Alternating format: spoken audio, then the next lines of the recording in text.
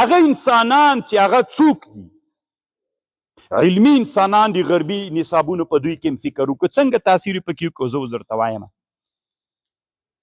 دا د مسیحیت عبادت خانې او کنیسې څه ولې د مسیحیت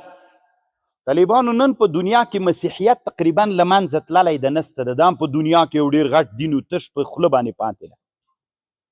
نو د مسیحیت دین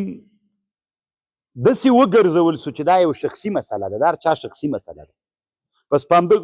نوم یې سیاست تېر واخیست له منځه لاړو اوس هم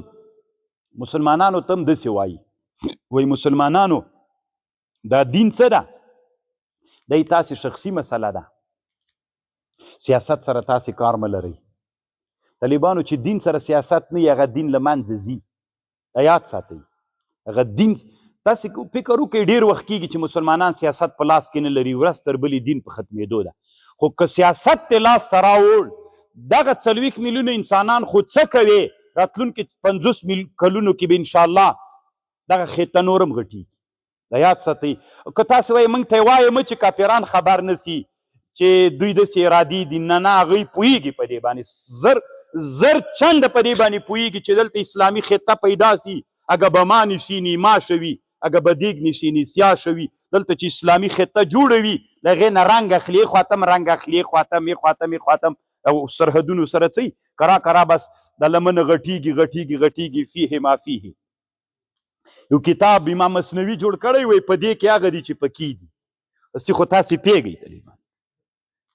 دا که ته منې که یې نه منې دا خپله کېږي بیا طبیعي ده دا داسې لکه ونې ته چې ووایې چې میوه کوه مه ونې ته چې ووایې چې میوې وخت یې راورسي چې کوای مه کوي یې کوي نه کوي تا خبر مني نو کله چې سړي سره د اسلام عقیده را پیدا سي ورته وایي چې بیا کوه مه خپله کوي طبیعي یې کوي یا بیا تا خبر نه مني نو اوس بیا داسې چل وسي طالبانو ورونو دغه مثقف انسانان څه دي دا علمي خلک دوی داسې حالت ته ورسېږي د دیموکراسۍ له فکر د وجې نه دوی داسې وایي وایي ښځه څه ده ښځه د ښځې په میراث کې حق څومره ده تاسو طالبان د خبرې ته غوږ ونیسئ د ښځې په میراث کې حق نصف ده لږ ده یعنې د نر ډېر ده د طلاق حق د نر ده د ښځې نه ده په نکاح کې په طلاق کې په وراثت کې دوی بیا دومره وړاندې لاړ سي دوی داسې وایي چې دا په هغه متوسطو عصرونو کې د دنیا یو اولینی حالت یو متوسط حالت یو د اوسنی حالت ته دوی وایي په هغه قرونو متوسطو کې انسانان سیول ښځو سره یې ډېره ورانه وله هېڅ حق یې نه ورکاو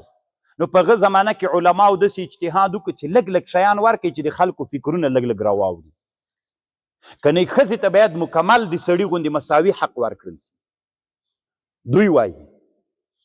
دوی وایي چې اسلام اول کې راغی هلته مجتهدینو داسې ویلې چې عرب د ښځو ته هېڅ حق نه ورکاو لږ حق یې ورکړي چې دوی دې طرف ته رامایل سي یو دم یې ټول ورکړی وی نه منل کېده لږ یې ورکړي نو اوس زمانه کې خو ومنل سو اوس باید ښځه د نر سره څوک وچه کلکه نیمایي وي هر څه شي کې ورسره نیمایي دوی همدغه غربیان راجګ شول په خپل غرب کې همدغه قانون دوی عملي کړي خو اوس دوی خپله له دې نه هغه دي څه ورته وایي په تنګ دي چې ښځې ته همدومره واک ورکړو که نه چې سړي سره نیمایي ده نو ډېر جنجالونه دي دوی په منځونو کې په ښځې ته پورته خبر نسي کولی هېڅ نسي هر څه چې کوي ازادي نو دغه غربي یعنې هغه مثقفو علمي انسانانو کې هم د دوی د فکر دومره تاثیر وکړ چې دا خو له اسلام نه ذاتي انکار ده که نه اسلام نه منل دي که نه اسلام اول کې ښځو ته لږ للذکر مثل حظ الانثیین مثلا د طلاق حق نر ته ورکړي وایي دا د دې په خاطر چې دوی نه ورکول اسلام لږ دې زمانه کې ورکړل مطلب یې دا ده که بیا وروسته خلک بلد شول بیا د نر سره یو شي غربي فکر طالبانو دوی کې دومره ډېر تاثیر وکړي نو تاسو طالبانو ورونو اوس که په دې باندې فکر وکړئ پاکستان هند سریلنکا بله ورځ د بنګلادیش حکومت ونړېده که نه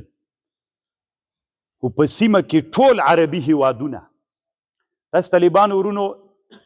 د نصابونو دومره فرق دی. فلسطین څه ده؟ دا یو غټ وطن ده. غزه یو ولایت ته پکې، خو غزه د حماس د مجاهدینو په لاس کې ده. او فلسطین ټول رئیس جمهور چې د عام فلسطین رئیس جمهور چې ده محمود عباس ورته وایي یو ملعون کافر ده چې د غرب په پوهنتون کې روزل سوی انسان ده. ټول عربي نړۍ چې راواخلي، نو عربي نړۍ چې راواخلي د دوی ټول قاده و مشران چې دي ځوانان یې څومره لوی تاوان یې وکړ. طالبانو د سعودي مخکیني مشران ښه خلک وو، مسلمانان ول، د اسلام فکر یې درلوده، خو د غربیانو داسې چلونه ورباندې وکړل که نه، دې ته هم فکر وي طالبانو ورونو چې کفر ډېر موږ ته متوجه ده. نو قاده و مشران یې چې ول د هغوی ته ویلې چې تاسې زمن به موږ هلته په ښه هغه کې پوهنتونونو کې داخل کو، نو په چل باندې له دوی نه زمن هلته بوتلل، ځکه دوی خو پوهېدل چې دا شاهي حکومتونه دي په چا کې، په عربي نړۍ کې شاهي حکومتونه دي. نو تاسې زمن دی غرب ته هلته ټول بوتلل، چې غرب ته یې بوتلل نو هلته دوی هر څه ورته مهیا کړل، پوهنتونونه یې ورته وویلې، درسونه یې ښه په درسونو کې ورسول، خو له درسونو رسولو سره یې هلته فکر دغه پوهنتونونو څوک وو؟ غربي و، الحاد و. نو طالبانو بیرته همغه کسان راوستل، نو دوی کمپاین ورته وکړه. داسې کمپاین یې ورته وکړه طالبانو ورونو چې هغه کمپاین کې چې هغه باچا به مړ سو، زوی به یې ولي عهد سو، پاچا به سپین ږیری ورته ویلې دا زوی د ډېر هوښیار ده، کمپاینونه یې ورته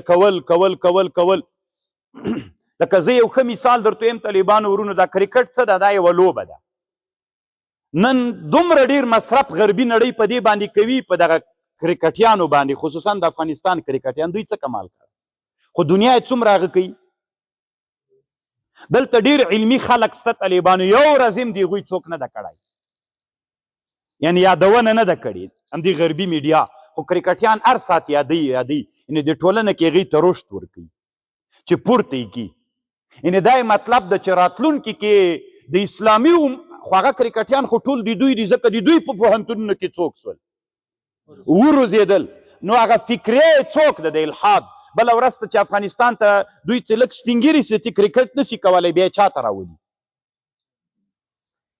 دا موږ په سیمه کې ولیدل، نومونه یې نه یادوم، طالبانو په سیمه کې همداسې کسان ول، سیمې ته یې بیرته راوستل، همغه یې واکمنان کړل. سپین ږیري سي چې دوی خو ډېر لږ د زمانې دپاره کار نه کوي، اوږدمهاله یې کار کوي. کله چې ټولنې ته راولي خو هغه سپین ږیری یې نو ورته وایي وزتي سیاست شروع کړه، نو دا یې لږ خلک یې مني که ډېر خلک یې مني؟ که د ټول ژوند کې ده ته څوک کړی وي کمپاین یې ورته کړی وي چې سپین ږیری سي هم ډېر خلک پرې راجمع سي. نو که نه یې والي کېدی، خو یو ولایت ته خو کومه مرتبه دوی نه لري، دومره خلک پرې باندې راجمع سي، نو خلک د دوی د خبرو لا تاثیر لاندې راځي. نو قاده و مشرانو باندې دوی ډېر کار کوي چې غربي پوهنتونونو کې وروځي. نو غربي پوهنتونونو کې څوک د کرکټ په نامه باندې څوک د